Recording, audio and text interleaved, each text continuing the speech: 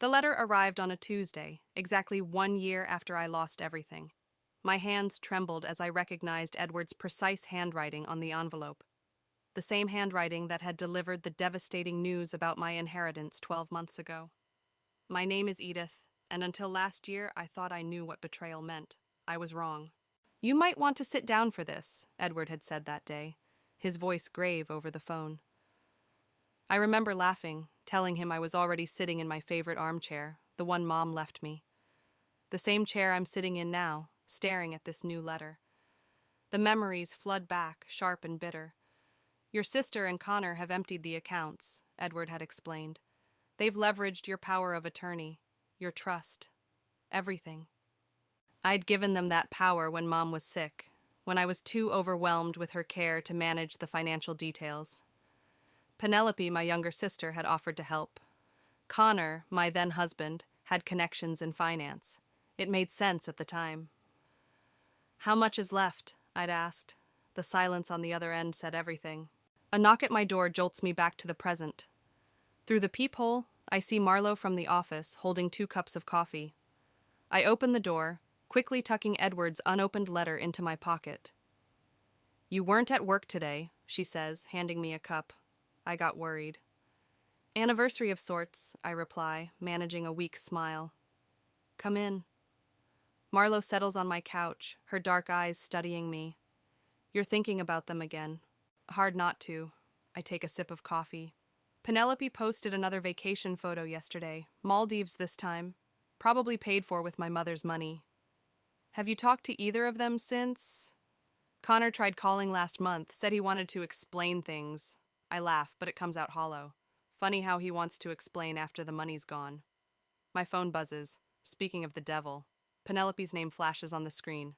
I show it to Marlowe, who raises an eyebrow. Answer it, she suggests. Could be interesting. I hit speaker. Hello? Edith. Penelope's voice is bright, artificial. I've been trying to reach you. Listen, I'm planning Mom's memorial service. Memorial service? My voice turns to ice. It's been 14 months, Penny. Where was this concern when she was actually dying? That's not fair. Fair? The word tastes like poison. You want to talk about fair? How about emptying her accounts? How about leaving me with nothing but debt while you and Connor live it up? We had expenses. Save it. My hand clenches around the phone. You know what Mom told me before she died? She said, take care of your sister. Even then, she worried about you. And how did you repay that? Silence fills the line. Don't call me again, Penny, and don't you dare arrange any memorial service. I hang up, hands shaking. Marlowe watches me with concern. You okay? I pull out Edward's letter, finally opening it. As I read, something shifts inside me, a plan, a possibility, a way forward. Edith? Marlowe prompts. I look up, a strange calm settling over me. Did you know Connor and Penny both work for Sterling Corp now? Yeah, he's in acquisitions, she's in marketing. Why? Because, I say, holding up Edward's letter, Sterling's looking for silent investors, and Edward just found a way for me to buy in, significantly. Marlowe's eyes widen. You're not thinking. They took everything from me, Marlowe. My inheritance, my trust, my belief in family. I stand up, walking to the window. But they forgot one thing. Mom didn't just leave me money. She left me her business sense. What are you planning? I turn back, feeling stronger than I have in months. They wanted to play with money? Fine, let's play. But this time I'm making the rules. The sun sets outside my window, casting long shadows across the room. In my pocket, Edward's letter feels like a key to something bigger than revenge, a key to justice. You know they won't see it coming, Marlowe says quietly. I smile, thinking of Penelope's vacation photos, Connor's desperate calls. No, I agree. They won't. For the first time in a year, I feel like my mother's daughter again. And Mom always said the best business deals are the ones your opponents never see coming until it's too late. Edward's office hadn't changed in 20 years. Same leather chairs, same wall of law books, same smell of coffee and old paper, but today everything felt different. It's risky, Edward said, sliding documents across his desk. But doable. Sterling Corp's shares are undervalued right now, and they're desperate for silent investors. I picked up the papers, scanning the numbers. How much? With what's left of your personal savings and a loan against your house, we can secure a 15% stake. He leaned forward. But that's not enough for what you want. I need 51%. Exactly. Edward pulled out another folder. Which is why I called in some favors. Remember your mother's old business partners? A knock interrupted us. His secretary poked her head in. Mr. Green is here. My heart stopped. Green? Marlowe's father walked in, tall and imposing in his business suit. I hadn't seen him since Mom's funeral. Hello, Edith, he said warmly. Been a while. Robert, I managed. I didn't know. Edward called. He sat down beside me. Said you needed help taking down some snakes. I shot Edward a look. He shrugged. Robert was your mother's closest business partner, and he owns 20% of Sterling Corp. Which I'm willing to sell, Robert added, to the right buyer. My hands trembled. Why would you help me? Because your mother would have done the same for my kids, he paused. And because what your sister and ex-husband did was unforgivable. Over the next hour, we hammered out details. With Robert's shares and additional investment from 2 other former partners, we could secure majority control. It would take 3 months of careful maneuvering to avoid raising suspicions. One condition, Robert said as we finished. Marlowe can't know. Not yet. She works too closely with your sister. I nodded, though it felt wrong keeping secrets from my only friend in this mess. Back at work the next day, I kept my head down, playing my role perfectly. Until lunch, when Penelope cornered me in the break room. You're avoiding me, she accused. I'm working, I corrected, trying to step around her. She blocked my path. Look, about Mom's money. Don't. My voice was steady, calmer than I felt. You made your choices. We had a plan, she insisted. Connor and I were going to invest it. Double it. I laughed. Is that what you call those vacation photos? Investments? Her face flushed. You always think you're so much better than me. Mom's perfect daughter. Perfect? I stepped closer. I was there, Penny. Every doctor's appointment, every chemo session. Where were you? I was building my career. You were building lies. I pushed past her. Enjoy your next vacation. I hear karma's lovely this time of year. Later that afternoon, my phone buzzed with a text from Edward. First phase complete. You now own 12% of Sterling Corp. I smiled, remembering Mom's words. Business is like chess, honey. Sometimes you have to sacrifice a pawn to win the game. That evening, Marlowe stopped by my desk. Want to grab dinner? Rain check? I have a meeting. She frowned. You've been having a lot of those lately. Just trying to get ahead. I hated lying to her. Well, be careful, she said. Connor's been asking questions about you. My pulse quickened. What kind of questions? About your finances, your plans. I told him to mind his own business. I squeezed her hand. Thanks, Marlowe, for everything. At home that night, I spread out the shareholding documents on my kitchen table. In 3 months, I'd gone from having nothing to controlling a significant portion of Sterling Corp. 2 more months, and I'd have enough to make my move. My phone lit up with a text from Connor. We need to talk. About us. I typed back. There is no us. Not anymore. I made mistakes, he replied. Let me make it right. I thought about his charm, his promises, how easily I'd once believed them all. Not anymore. Too late, I wrote, then blocked his number. Another text came through, this time from Edward. Board meeting next month. They're announcing restructuring plans. Perfect timing.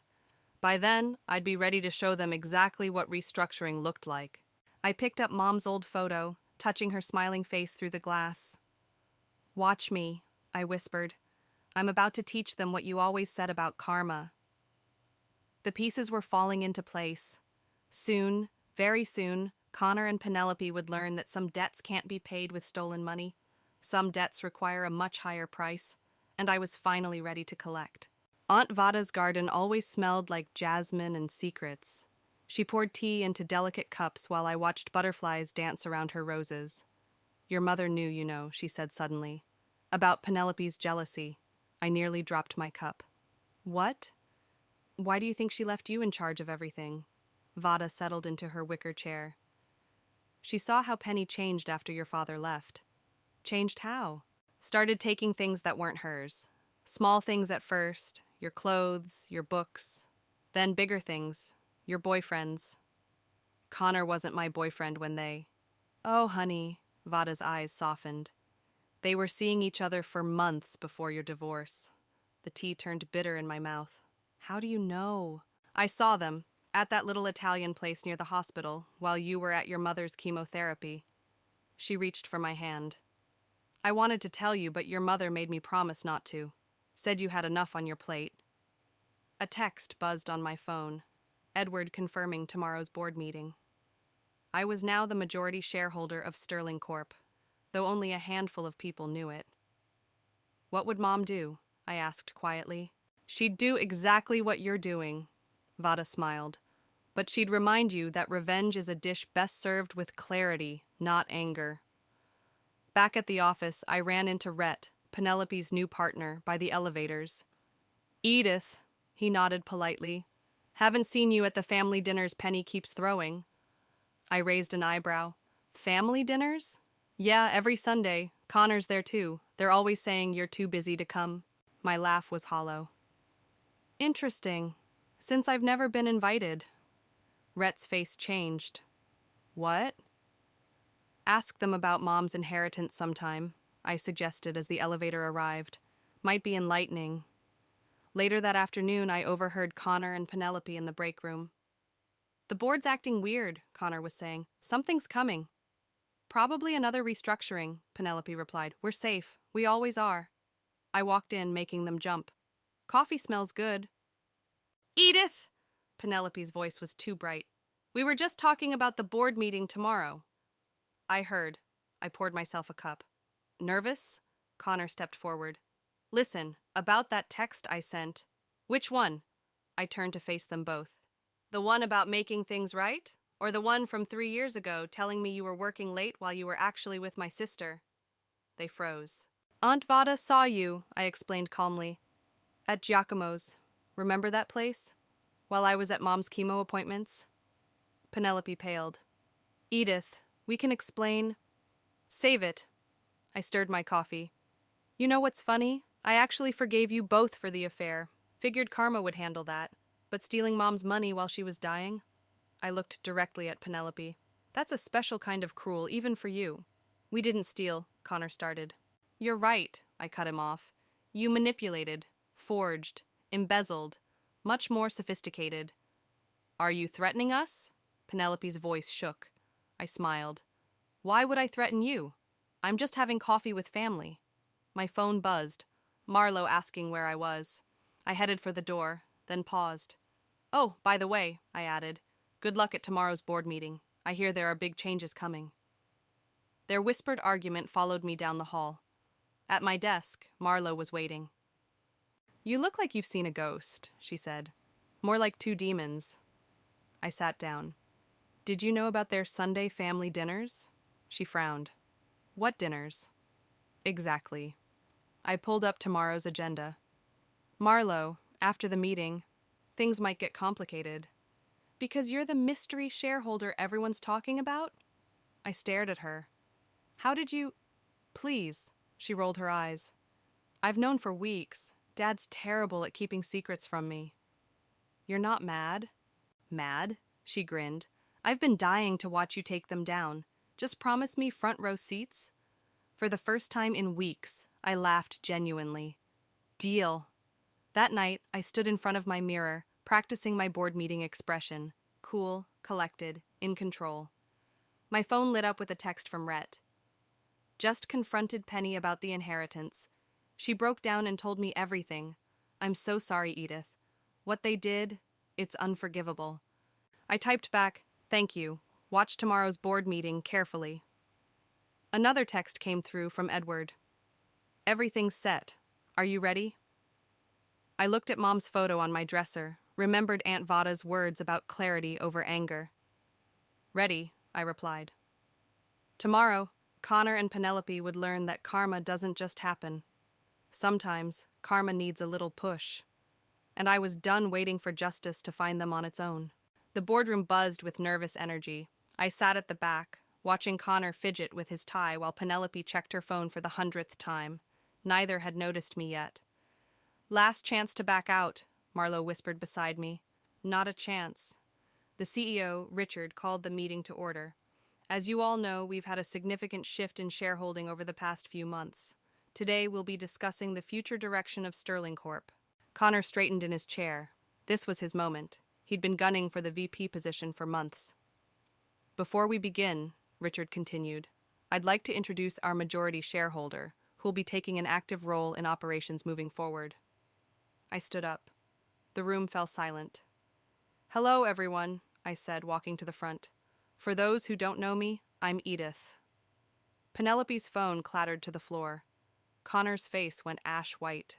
As of last week, I control 51% of Sterling Corp's shares. I clicked through to my presentation, and I have some concerns about our current management structure. This is impossible, Connor interrupted, standing up. There's been no notification. Actually, Edward spoke up from the doorway. All proper notifications were filed. Check your emails from last month, under Silent Partner Holdings. I smiled. Shall we continue?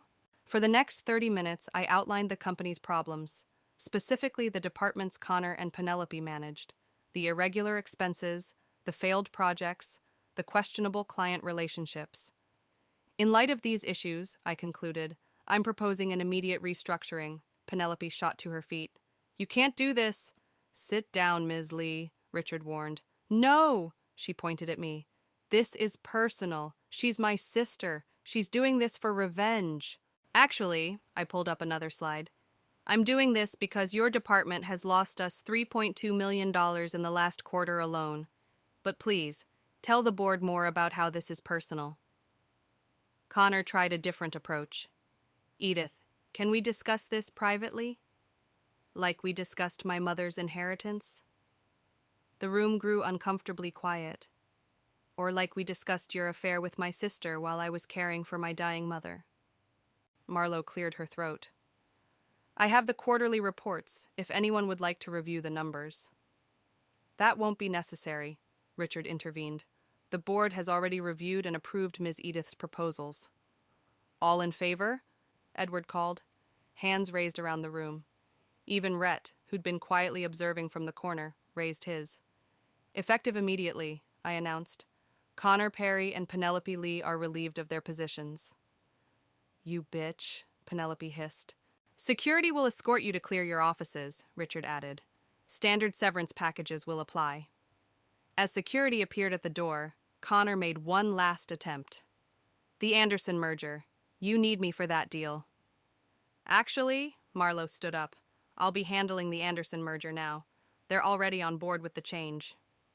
I watched them being escorted out, Penelope in tears, Connor arguing with security. It should have felt triumphant. Instead, I felt hollow. After the meeting, Rhett approached me. I had no idea about any of it. I know. She told me last night, after I confronted her, broke down completely. He ran a hand through his hair. I can't stay with someone who'd do that to their own sister. I'm sorry, I said and meant it. Marlowe appeared with coffee. Edward's handling the paperwork. By tomorrow, everything will be official. My phone buzzed, a text from Penelope. You've ruined everything. Happy now? Another from Connor. We need to talk, please. I blocked both numbers. What now? Marlowe asked. Now? I gathered my things. Now we fix what they broke, starting with the Anderson merger. And them? I looked out the boardroom window, watching Connor and Penelope leave the building, boxes in hand. They did this to themselves. Karma just needed a little corporate assistance. Later that night, Edward called. There's something you should know. Your mother, she predicted this might happen. What do you mean? She left a letter, Asked me to give it to you if Penelope ever betrayed your trust. He paused. Want me to bring it over? I thought about Mom, how she'd seen this coming, how she'd prepared me even then. Tomorrow, I said. Right now, I need to focus on the company. You did good today, kid, he said softly. Your mother would be proud. After hanging up, I sat in my office, looking at the city lights. My phone lit up with a message from an unknown number. Rhett again. Penelope's a mess. Keeps saying she never meant for it to go this far. I typed back, neither did I, but here we are. Tomorrow would bring new challenges. The Anderson merger, department restructuring, damage control. But tonight, I allowed myself to feel it all. The victory, the sadness, the weight of karma finally balancing its scales. Mom always said business was like chess. Today, I'd finally called checkmate. The letter from Mom sat unopened on my desk while I reviewed the Anderson merger documents. A knock interrupted my concentration. Your sister's here, my assistant announced. I don't want... Please, Edith. Penelope's voice cracked as she pushed past into my office. Her designer clothes were wrinkled, her eyes red. 5 minutes. I nodded to my assistant to leave. Timer starts now.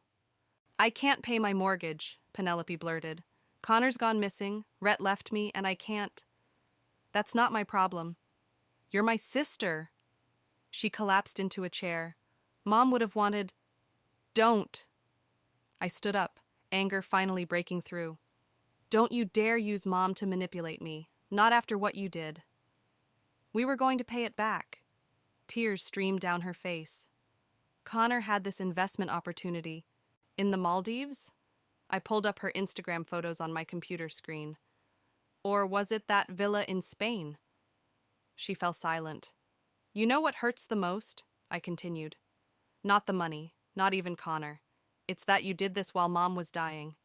While I was holding her hand through chemo, you were stealing her legacy. I was jealous, okay? Penelope shouted. You were always her favorite, the responsible one, the successful one. I just wanted... What? To hurt me? To matter, her voice broke. Just once, I wanted to be the one in control. A knock at the door saved me from responding. Marlowe entered with the Anderson contract. Oh, she paused. Sorry, I didn't... It's fine, I said. Penelope was just leaving. Actually, Marlowe interjected, you might want to hear this. The Anderson team found some irregularities in the previous contract negotiations. I turned to Penelope. Something you want to tell me? Her face crumpled. Connor, he made some deals under the table, said it was standard practice. Fraud is standard practice? He said nobody would find out. She buried her face in her hands. I didn't know what to do. I exchanged looks with Marlowe. This could tank the entire merger. Names, I demanded. Dates, every detail you can remember. Why would I help you? Because right now you're an accomplice to fraud. Help us fix this and maybe and we can talk about a path back. Her head snapped up. Back to Sterling? Back to some kind of relationship, I clarified. But first, you come clean. About everything. For the next hour, Penelope detailed Connor's schemes. Marlowe took notes while I recorded the conversation. By the end, we had enough to salvage the merger, and enough to ensure Connor wouldn't be working in finance again. What happens now? Penelope asked quietly. I picked up Mom's unopened letter. Now you leave. I'll have my assistant contact you about making arrangements for restitution. Restitution? You stole millions, Penny. Did you think there wouldn't be consequences? After she left, Marlowe sat across from me. You're giving her a chance. I'm giving her a choice, I corrected. More than she gave me. My phone buzzed, a text from Rhett. Connor's been spotted at the airport. Looks like he's running. Let him, I told Marlowe. We have enough evidence now. He can run, but he can't hide from federal fraud charges. And Penelope? I finally opened Mom's letter, reading it slowly. Then again. Edith? Marlowe prompted. Mom knew, I whispered. She knew Penelope would do this. Listen. When this letter finds you, you'll have already learned the hardest lesson about family. That sometimes love isn't enough.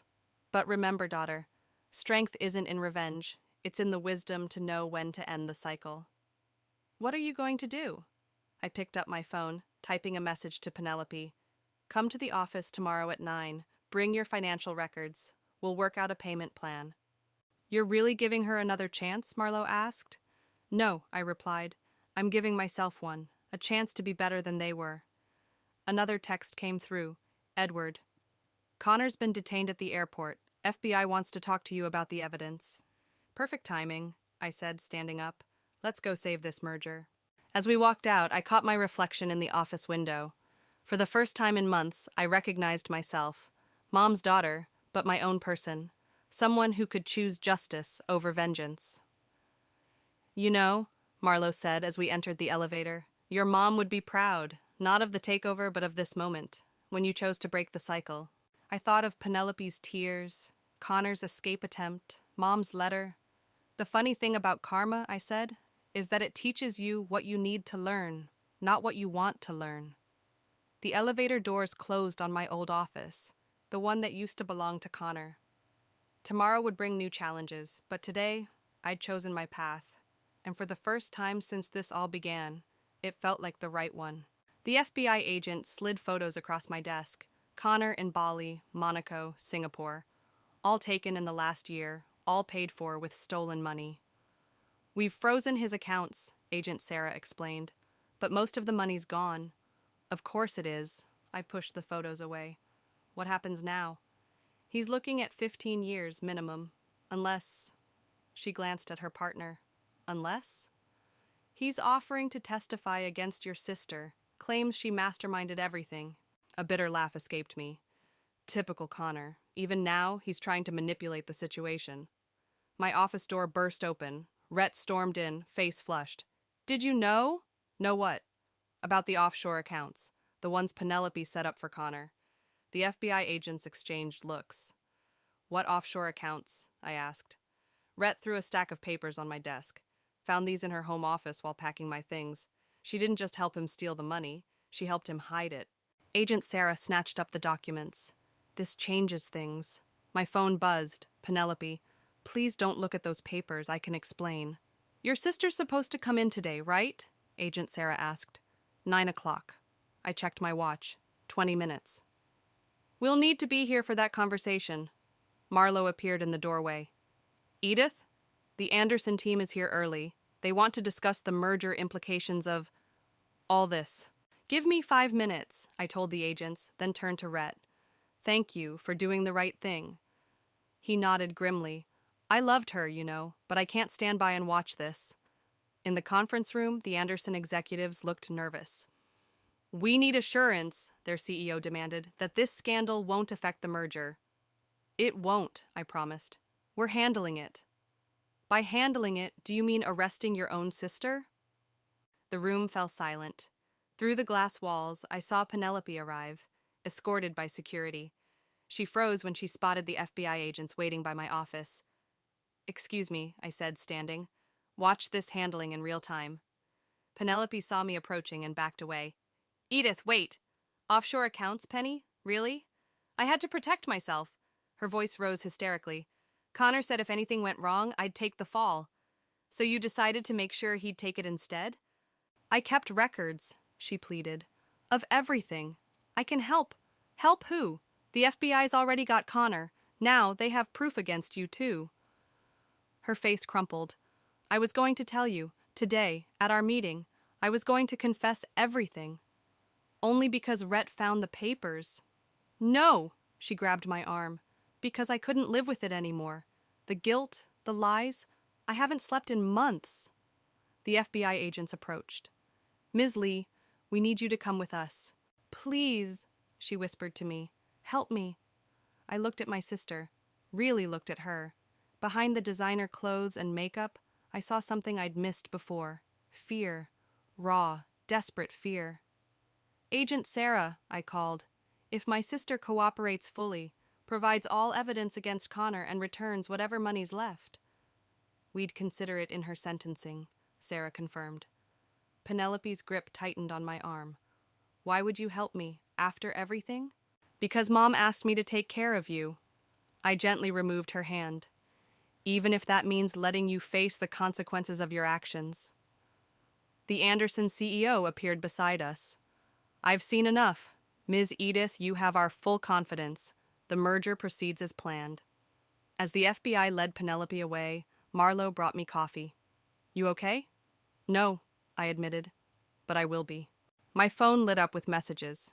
News of Connor's arrest and Penelope's involvement had leaked. The office buzzed with whispers and stares. Edward called. Just heard about Penelope. You did the right thing. Did I? Turning in my own sister? You gave her a chance to make it right. She chose this path, not you. Later that evening, alone in my office, I found a note Penelope had dropped. I'm sorry, not just for the money, for everything. You deserved better than the sister I was. Rhett appeared in my doorway. They're booking her now, Connor too. Thank you, I said again, for bringing me those papers. I did it for her, really. He smiled sadly.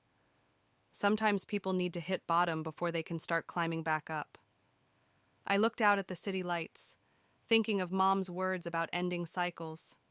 Maybe this was how, not through revenge or forgiveness, but through justice, tempered with mercy. My phone buzzed one last time, a message from Penelope's lawyer. She's agreed to full cooperation, wants to make amends. Perhaps that was the true power of karma, not just punishment, but the opportunity for redemption, if you're brave enough to take it. The courthouse buzzed with tension as Connor was led in, wearing an orange jumpsuit instead of his usual designer suits. His eyes locked with mine in the gallery, and for a moment, I saw a flicker of the man I'd once loved. All rise, the bailiff called. Penelope sat at a separate table, her lawyer beside her. She'd lost weight in the month since her arrest, her expensive highlights grown out, showing mousy brown roots. Before we proceed, the judge announced, I understand the defendant Penelope wishes to make a statement. She stood shakily. Yes, Your Honor. Connor's lawyer jumped up. Your Honor, my client objects. Overruled. Proceed, Ms. Lee. Penelope turned to face the courtroom. Her eyes were clear, her voice steady. 3 years ago, my sister sat with our mother through chemotherapy while I planned vacations with her husband. 2 years ago, she held Mom's hand as she died, while I forged documents to steal her inheritance. She paused, wiping a tear. I've had a lot of time to think in jail, about who I am, who I became. Connor shifted uncomfortably in his chair. The money's gone, Penelope continued. Spent on things I thought would make me happy. But they didn't. Nothing did. Because every time I looked in the mirror, I saw what I'd become. A thief, a betrayer, the worst kind of sister. She turned to me. I can't undo what I did, but I can tell the truth. All of it. For the next hour, Penelope detailed everything. Every transaction, every scheme, every lie. Connor's face grew darker with each revelation. You promised! He finally exploded, jumping up. You promised you'd never tell. Sit down, Mr. Perry, the judge ordered. She's lying, Connor pointed at me. Edith put her up to this. They're working together to... That's enough, the judge banged his gavel. One more outburst and you'll be removed. During a recess, Marlowe found me in the hallway. You holding up okay? Ask me tomorrow. I watched Connor being led back to holding. Did you see his face when Penny turned on him? Karma's a mirror, she said. Sometimes it shows us exactly who we are. Aunt Vada appeared with coffee. Your mother would be proud, you know, not of their punishment, but of your strength through all this. The afternoon brought sentencing.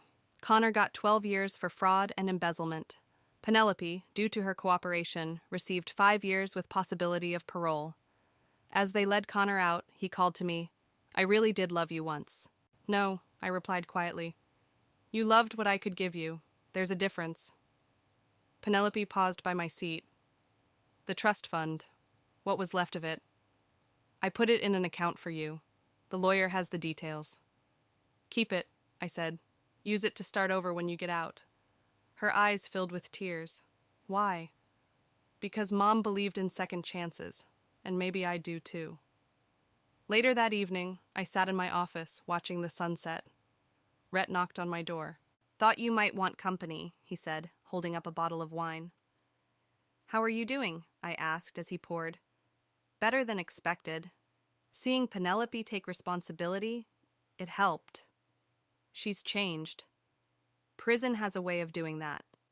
He handed me a glass. Or maybe she's finally becoming who she was meant to be. My phone buzzed, a message from Edward. Connor's appealing the sentence. Don't worry, it won't stick. Another from Penelope's lawyer. She wants to know if you'll visit her.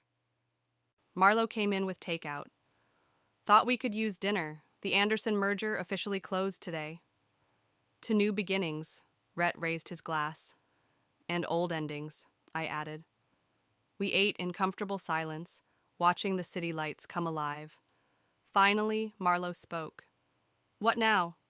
I pulled out my phone, typing a response to Penelope's lawyer. Tell her I'll come next week. You sure?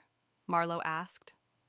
No, I admitted, but Mom always said family is family, even when they break your heart, especially then.